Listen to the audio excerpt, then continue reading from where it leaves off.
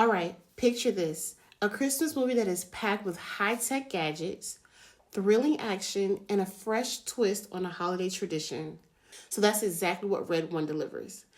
Welcome, guys, to Queen's Encore, and today we are reviewing this first Christmas movie for the season, Red One, which has the Dwayne Johnson as Callum Drift, Chris Evan as Jack O'Malley, Lucy Liu as Zoe.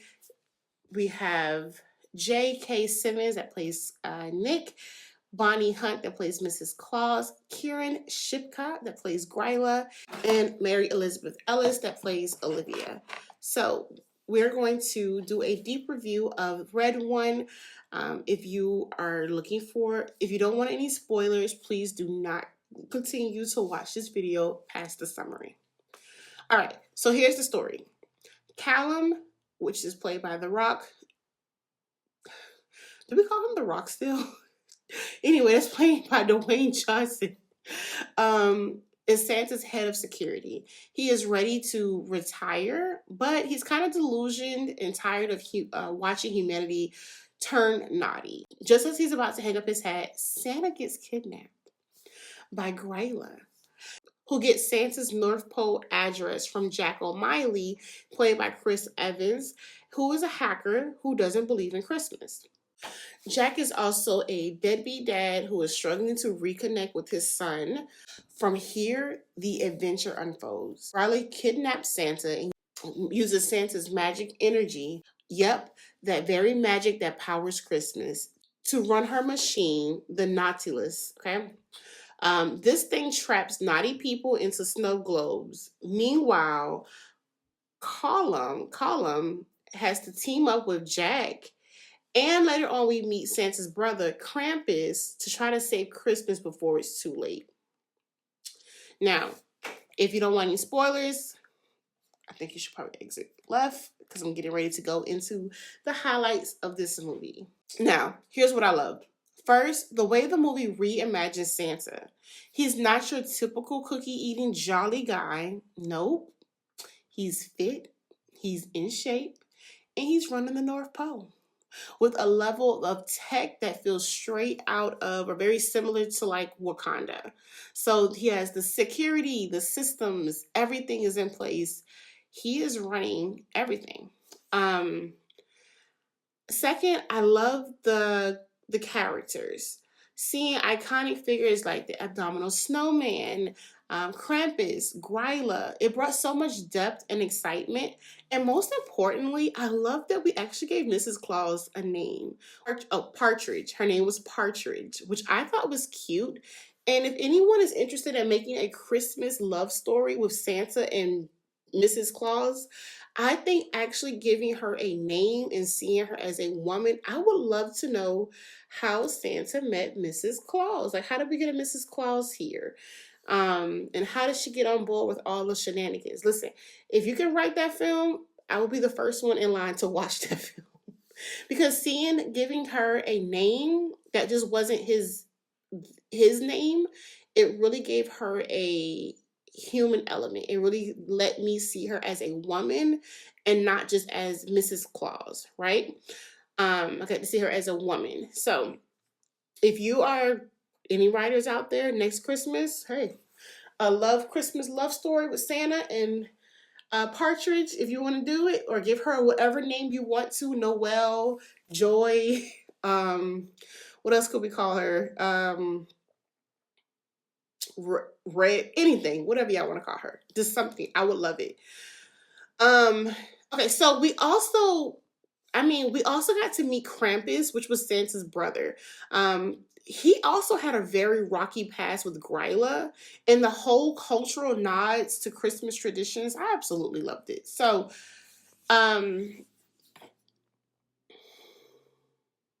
we also got to meet Santa's brother, Krampus, which really, I love the scenes with Krampus. Krampus really gave us all of the Eries, because we had to go through a graveyard to get to him. I loved his car with the little men on it, and they were like singing. There was a scene that came up where Jack O'Malley steals from Krampus, and then the car starts making this noise, and it alerts the guards to come out. So I absolutely loved it. So in the movie, we learned that Krampus and Nick, is what we call him, Nick, or Santa Claus, Nick worked together to deliver the toys. It was a two-man system. They started together. Krampus was in charge of keeping everything organized and helping Nick get all of the children toys. All the children were getting toys. But Krampus started keeping a list of all the naughty kids. And then he took that list and started to punish them. And when Nick found out about it, he was very upset and parted ways with Krampus. Krampus then began to start working with Gryla, who he fell in love with, and he and Gryla were going about punishing different kids for being on the naughty list. So they have this magical naughty list that had all these kids' names on it, and Gryla was going to use that naughty list to find people and kids and put them into the globes. So I really love that aspect that we had other characters that kind of gave a little bit more concept into the whole magical Christmas Santa vibe. So it wasn't just Nick Claus himself. We got to see his brother and how he also contributed to Christmas, and why it also was important for him to come in and help save Christmas, support his brother, and kind of check his ex-woman and kind of get her in check, to kind of put a stop to her craziness, because he knew she was a little crazy, right? So the whole cultural nods to Christmas traditions, I loved it. I love the theme. Okay, so this idea of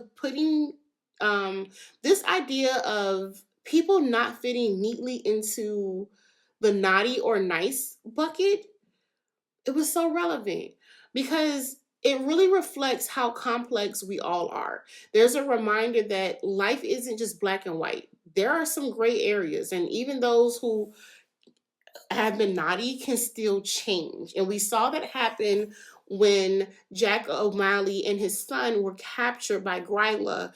And Jack began to realize, like, hey, I could be a better dad. I wanted to be a better dad. The son also realizing that he, being open and honest about what he wanted and how they made mistakes, they were able to free themselves from the naughty globes. I'm going to call it the naughty globes.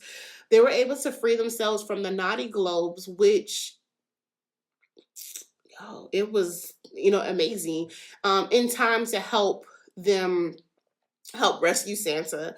So that was amazing. And I really liked the component because the whole time Nick kept saying to Callum, you're going to see it. Like, I see the children. So while you are upset with humanity for not being kind people, and I still see the children. I still see the innocence in them and that they can be redeemed. And so I love that part of it, because it does teach us to kind of look past the day-to-day, or things that people do and say, and just kind of have a level of openness and optimism and forgiveness, and still see past some of the wrong things that people do on a day-to-day basis.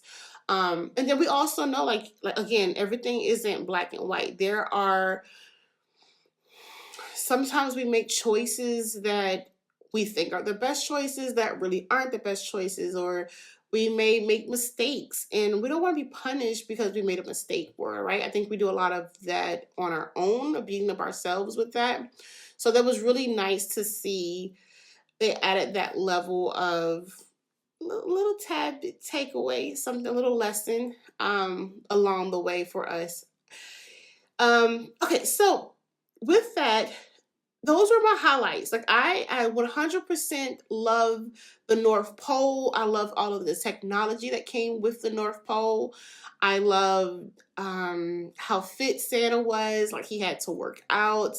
I love how the elves were also a continuous part of Christmas. So normally the traditional Christmas stories is Santa has this really big bag and he's like toting this big bag from house to house, and it's really showing like, no, we have miniature sized gifts, and Santa has the ability to make himself small and big, and he gets to shoot the gifts and put them underneath the tree and make them larger. So it really feeds into that, like, how does Santa go from house to house all night long, and how he prepares all year long for this one particular night.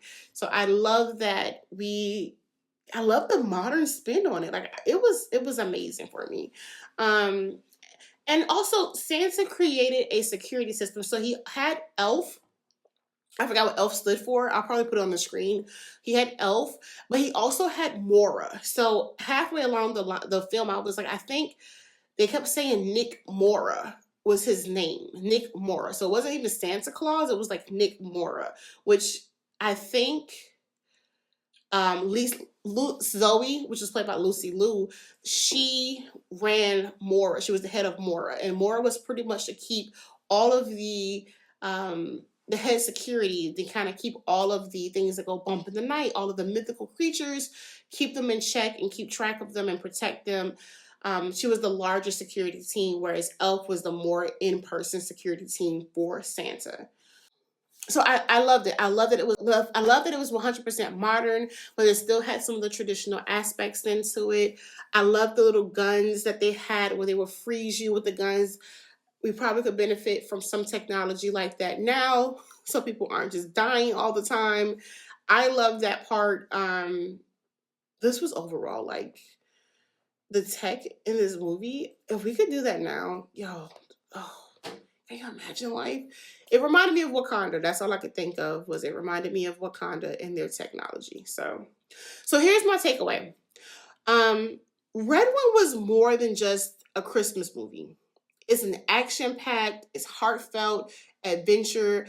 It redefines the holiday magic, right? If you're into a mix of thrills, humor, festive vibes, this one is an absolute must watch. And you're able to take the family with you. So if you want to still catch it in theaters, it is in theaters now.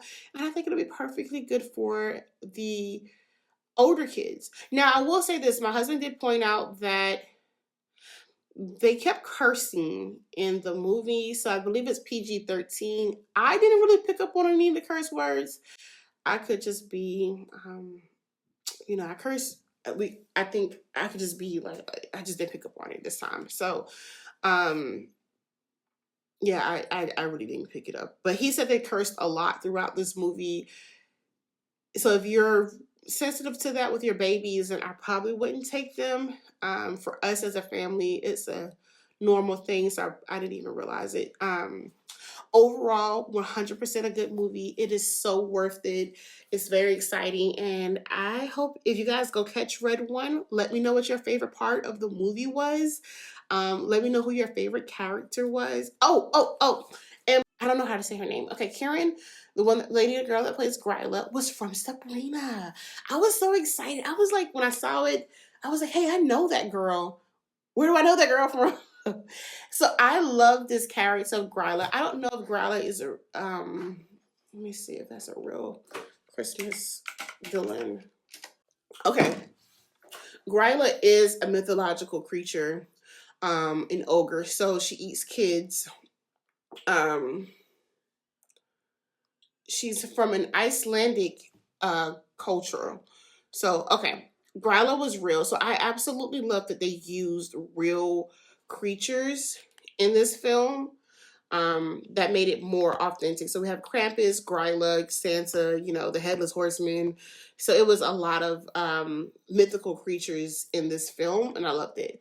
So, but I was so excited to see Karen here because I've been watching her since she was on Sabrina, and I was really excited. I was like, okay, girl, look at her playing another dark character. I love it. I love it. But all right, y'all, that is the end of this review. I'm so excited for you all to watch this film. Let me know what you think. I'll see you guys in the comments.